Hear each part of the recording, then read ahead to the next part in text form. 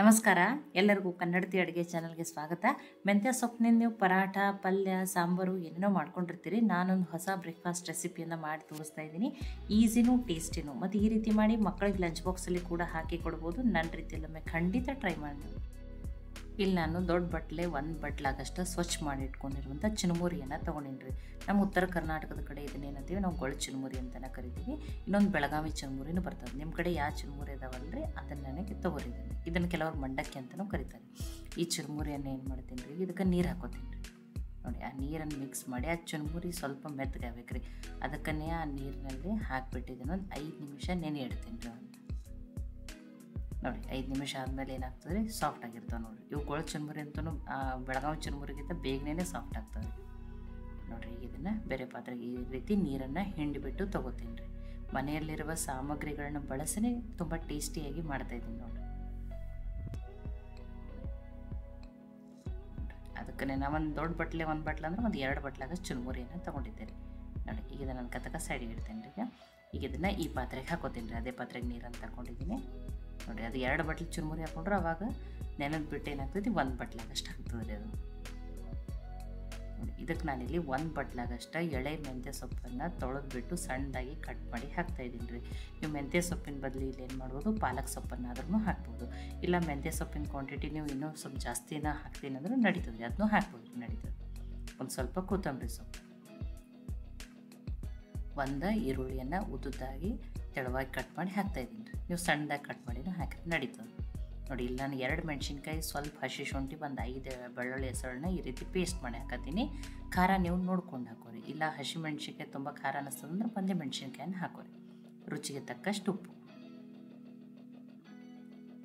ನೋಡಿ. ಒಂದು ಅರ್ಧ ಸ್ಪೂನಾಗ ಸಕ್ಕರೆ ಹಾಕ್ತೀನಿ ರೀ. ಸ್ವಲ್ಪ ಮೆಂತ್ಯ ಸೊಪ್ಪಿಂದ ಏನಾದ್ರು ಕಹಿ ಅಂಶ ಅನ್ನಿಸಿತ್ತಂದ್ರೂ ಅದಕ್ಕೆ ಕಡಿಮೆ ಆಗ್ತದೆ.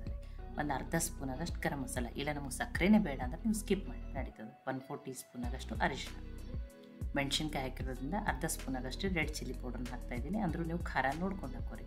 ಒಂದು ಅರ್ಧ ಸ್ಪೂನಾಗಷ್ಟು ಜೀರಿಗೆ ಪುಡಿ, ಇದು ಹುರಿದಿರುವ ಜೀರಿಗೆ ಪುಡಿ. 1 ಸ್ಪೂನಾಗಷ್ಟೇ ನಿಂಬೆ ರಸನ ಹಾಕೊಂಡ್ರಿ. ಇಲ್ಲಾಂದ್ರೆ ನೀವು ಒಂದು ಅರ್ಧ ಸ್ಪೂನಾಗಷ್ಟು ಚಾಟ್ ಮಸಾಲ ಆದರೂ ಹಾಕ್ರಿ, ನಡೀತದೆ ನೋಡಿ. ಇದನ್ನು ಮಿಕ್ಸ್ ಮಾಡ್ಕೊಂಡು ನೋಡಿರಿ. ಅದು ಮೆಂತ್ಯ ಸೊಪ್ಪದೆಲ್ಲ ತೊಳೆದು ಕಟ್ ಮಾಡಿದೆಲ್ಲ ಎಲ್ಲನೂ ನೀರು ಬಿಟ್ಕೋತದ್ರಿ ಅದು. ಇಲ್ಲೊಂದು ಅರ್ಧ ಸ್ಪೂನಾಗಷ್ಟೇ ಕರಿ ಮತ್ತು ಬಿಳಿ ಎಳ್ಳು 2 ಮಿಕ್ಸ್ ಆಗ್ಯಾವ್ರಿ. ಇದನ್ನು ಹಾಕ್ತಾಯಿದ್ದೀನಿ. ಟೇಸ್ಟೂ ಚೆನ್ನಾಗಿ ಬರ್ತದೆ ಮತ್ತು ಇದು ಸ್ಕಿನ್ಗೆ, ಹೇರ್ಗೆನೂ ಒಳ್ಳೇದು. ಇಲ್ಲ ನಮ್ಮ ಕಡೆ ಕರಿ ಇಲ್ಲ, ಬರೀ ಬಿಳಿ ಎಳ್ಳದಾವಂದ್ರೆ ಅವನ್ನೂ ಹಾಕ್ರಿ, ನಡೀತದೆ ನೋಡಿ. ನಾನಿಲ್ಲಿ ಸಣ್ಣ ಬಟ್ಲೆನೇ 1 ಬಟ್ಲ ಅಂದ್ರೆ ಅರ್ಧ ಬಟ್ಲಾಗಷ್ಟೇ ಫಸ್ಟ್ ಕಡಲೆ ಹಿಟ್ಟನ್ನು ಹಾಕ್ಕೊಂಡು ಮಿಕ್ಸ್ ಮಾಡ್ಕೊತೀನಿ ರೀ ಬೈಂಡಿಂಗ್ ಸಲುವಾಗಿ. ಒಂದು ಅರ್ಧ ಸ್ಪೂನಾಗಷ್ಟೇ ಎಣ್ಣೆನ ಹಾಕ್ಕೊಂಡಿದ್ದೀನಿ. ಇಲ್ಲ ಇನ್ನೊಂದು ಸ್ವಲ್ಪ ಹಿಟ್ಟು ಹಿಡಿಸ್ತದಂದ್ರೆ ನೀರು ಹಾಕಲ್ರಿ, ನಾನು ನೀರು ಹಾಕ್ತೇನೆ ಕಲಿಸ್ತಾ ಇದ್ದೀನಿ.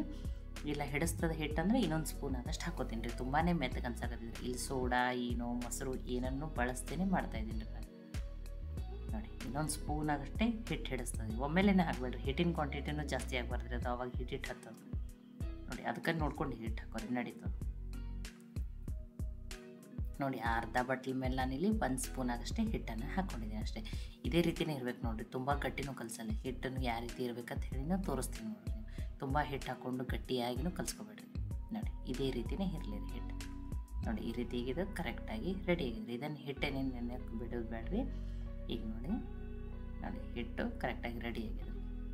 ಇದೇ ರೀತಿಯೇ ಇರಬೇಕು ರೀ ಇದು ಹಿಟ್ಟು. ಈಗ ಇದಕ್ಕೊಂದು ಸ್ವಲ್ಪ ನೋಡಿ, ನಾನು ಎಣ್ಣೆಯನ್ನು ಕೈಗೆ ಹಚ್ಕೊಂಡು ಸಣ್ಣ ಸಣ್ಣ ಕಟ್ಲೆಟ್ ಥರ ಮಾಡ್ಕೊತೀನಿ ರೀ. ಕಟ್ಲೆಟ್ನು ತುಂಬ ದಪ್ಪ ದಪ್ಪಾಗಿ ಮಾಡಬೇಡ್ರಿ, ಅಷ್ಟು ಚಲೋ ಅಂತಲ್ರಿ. ಸ್ವಲ್ಪ ತೆಳುವಾಗಿಯೇ ತಟ್ಕೋಬೇಕು ಅದನ್ನು. ನಾನು ಕೈಯಲ್ಲೇ ಮಾಡ್ತಾಯಿದ್ದೀನಿ. ಇಲ್ಲಾಂದ್ರೆ ನೀವೇನು ಮಾಡ್ಬೋದು, ಶೀಟ್ ಮೇಲೆ ಅಥವಾ ಆಯಿಲ್ ಪ್ಯಾಕೆಟ್ ಇತ್ತಂದ್ರೆ ಅದ್ರ ಮೇಲೂ ತಟ್ಬಿಟ್ಟು ಮಾಡ್ಕೊಬೋದು, ನಡೀತದೆ. ಇಲ್ಲ ಬಟರ್ ಪೇಪರ್ ಮೇಲೆ ಮಾಡ್ತಿದ್ರೆ ಅದ್ರ ಮೇಲೂ ಮಾಡ್ಕೊಳ್ಳಿ, ನಡೀತದೆ ನೋಡಿ. ಇಷ್ಟಿಷ್ಟನ್ನಾಗಿ ಮಾಡೋಣ ರೀ ನೋಡಿ. ಇದನ್ನು ನೀವು 3 ಥರ ಮಾಡ್ಕೋಬೋದು. ನಮಗೆ ಹೆಲ್ದಿನೇ ಬೇಕಂದ್ರೆ ಸ್ಟೀಮ್ ಮಾಡಿಬಿಟ್ಟು ತಿನ್ಬೋದು. ಇಲ್ಲ ಸ್ವಲ್ಪ ಎಣ್ಣೆ ನಡೀತದಂದ್ರೆ ಶಾಲೋ ಫ್ರೈ ಮಾಡ್ಬೋದು.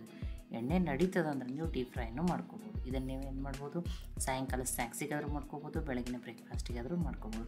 ಇಲ್ಲ ನೀವು ಡೀಪ್ ಫ್ರೈನೇ ಮಾಡ್ತೀರಿ ಅಂತಂದ್ರೆ 1 ಸ್ಪೂನಾಗಷ್ಟೇ ಅಕ್ಕಿ ಹಿಟ್ಟನ್ನು ಹಾಕಿರಿ. ಆವಾಗ ತುಂಬಾ ಕ್ರಿಸ್ಪಿ ಆಗ್ತಾವೆ.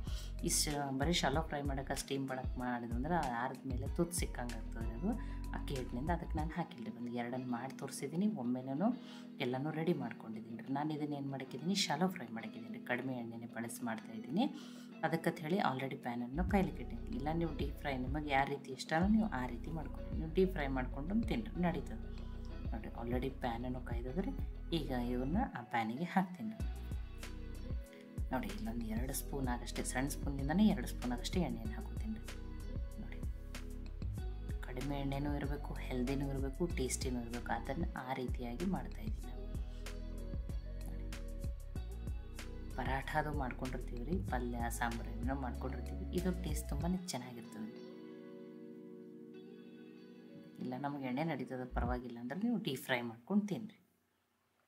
ಡೀಪ್ ಫ್ರೈ ಮಾಡೋರಿದ್ರೆ ನೀವು 1 ಸ್ಪೂನ್ ಆಗಷ್ಟೇ ಅಕ್ಕಿ ಹಿಟ್ಟನ್ನು ಹಾಕೋರಿ. ನೋಡಿ ಮೀಡಿಯಮ್ ಫ್ಲೇಮ್ದಲ್ಲಿಟ್ಟನೆ ಇದನ್ನು ಚೆನ್ನಾಗಿ ಬೇಯಿಸ್ಬಿಟ್ಟು ತೊಗೊಂಡ್ರಿ. ಅದಕ್ಕೆ ಹೇಳಿದ್ರಿ ತುಂಬ ದಪ್ಪ ದಪ್ಪಾಗಿನೂ ತಟ್ಬಾರ್ದು. ನೋಡಿ ಈ ರೀತಿ ಕೆಂಪಗ ಒಂದು ಸೈಡ್ ಆಗ್ಯಾವ ನೋಡಿರಿ, 2 ಸೈಡ್ ಚೆನ್ನಾಗಿ ಬೇಯಲಿರಿ. ಮೀಡಿಯಮ್ ಫ್ಲೇಮ್ದಲ್ಲಿಟ್ಟನೆ ಬೇಯಿಸ್ಕೊಂಡಿದ್ದೀನಿ ನಾನು. ನೋಡಿ 2 ಸೈಡ ಬೇಯ್ದವ್ರಿ, ಇಷ್ಟು ಬೇಯ್ದ್ರೆ ಸಾಕು. ನೋಡಿ ಸೋಡಾ ಇಲ್ಲ, ಏನೂ ಇಲ್ಲ, ಮೊಸರು ಇಲ್ಲ, ಹೆಲ್ದಿನೂ ಅದ, ಟೇಸ್ಟಿನೂ ಅದ. ಇಲ್ಲಿ ಮೆಂತ್ಯ ಸೊಪ್ಪಿನ ಬದಲು ಪಾಲಕ್ ಸೊಪ್ಪನ್ನಾದ್ರೂ ಹಾಕ್ಬೋದು ರೀ. ನೋಡಿ ಈಗ ಒಂದು ಬೇರೆ ಪ್ಲೇಟಿಗೆ ಹಾಕೋತೀನಿ, ನಿಮಗೆ ಸ್ವಲ್ಪ ಹಾಕ್ಲಿರಿ, ಕಟ್ ಮಾಡಿನೂ ತೋರಿಸ್ತೀನಿ. ತುಂಬಾ ಬಿಸಿ ಅದದು, ಎಷ್ಟು ಚೆನ್ನಾಗಿ ಬಂದ. ಇಲ್ಲ ನೀವು ಸಾಯಂಕಾಲ ಸ್ನ್ಯಾಕ್ಸಿಗಾದ್ರೂ ಮಾಡ್ಕೋಬೋದು, ಬೆಳಗಿನ ತಿಂಡಿಗಾದ್ರೂ ಮಾಡ್ಕೋಬೋದು. ನೋಡಿ ಎಷ್ಟು ಚೆನ್ನಾಗಿ ಬಂದ, ಎಷ್ಟು ಪರ್ಫೆಕ್ಟಾಗಿ ಬಂದ. ಇವನು ಬಿಸಿ ಬಿಸಿ ಹೀಗೇನೂ ತಿನ್ಬೋದು. ನೋಡಿ ನಾನು ನಿಮ್ಗೆ ಕಟ್ ಮಾಡಿಬಿಟ್ಟೇ ತೋರಿಸ್ತಾಯಿದ್ದೀನಿ.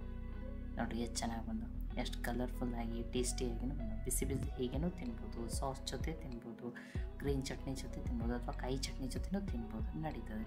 ಈ ರೀತಿ ಮಾಡಿ ಮಕ್ಕಳಿಗೆ ಲಂಚ್ ಬಾಕ್ಸಲ್ಲಿ ಹಾಕಿ ಸಾಸ್ ಹಾಕಿದ್ರೆ ಬೆಳಗ್ಗೆ ಬ್ರೇಕ್ಫಾಸ್ಟು ಅವ್ರಿಗೆ ಬಾಕ್ಸಿಗೆ ರೆಡಿ ಆಗ್ತದೆ ರೀ. ಇದನ್ನೇನೋ ಚುರುಮುರಿ ವಡಿ ಅಥವಾ ಮೆಂತ್ಯ ಸೊಪ್ಪು ಚುರುಮುರಿ ವಡಿ ರೆಸಿಪಿ ನಿಮ್ಗೆ ಇಷ್ಟ ಆಗಿದ್ರೆ ಲೈಕ್ ಮಾಡಿ, ಶೇರ್ ಮಾಡಿ, ಕಮೆಂಟ್ ಮಾಡಿರಿ. ಖಂಡಿತನೂ ಟ್ರೈ ಮಾಡಿರಿ. ಟ್ರೈ ಮಾಡಿ ನನಗೆ ಹೆಂಗೆ ಬಂದಿತ್ತು ಅಂತ ತಿಳಿಸ್ರಿ. ಮತ್ತೆ ಒಳ್ಳೆ ರೆಸಿಪಿ ಜೊತೆ ಸಿಗೋಣ. ಎಲ್ಲರಿಗೂ ಧನ್ಯವಾದಗಳು. ಇನ್ನೂ ನೀವು ಕನ್ನಡತಿ ಅಡುಗೆ ಚಾನಲನ್ನು ಸಬ್ಸ್ಕ್ರೈಬ್ ಮಾಡಿದ್ದಿಲ್ಲ ಅಂದರೆ ಸಬ್ಸ್ಕ್ರೈಬ್ ಮಾಡಿ, ಬೆಲ್ ಐಕಾನ್ ಪ್ರೆಸ್ ಮಾಡೋದನ್ನು ಮರಿಬೇಡಿ.